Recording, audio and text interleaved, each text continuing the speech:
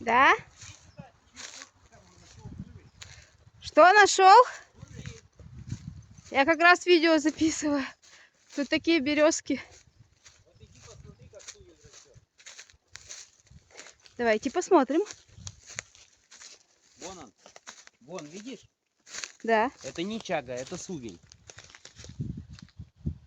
Вот. Это что? Это нарост какой-то? Да, это нарост, это вот ветки не смогли пробиться. И они там внутри начали вот так вот закручиваться и нарастать. И это очень-очень плотная часть березы. Из нее делают классные изделия. Чем больше Да. чаши точат, всякие тарелочки из него делают. Видишь, как высоко? Да, смотрите, какая березка. И вот он. Тоже сейчас сниму видео.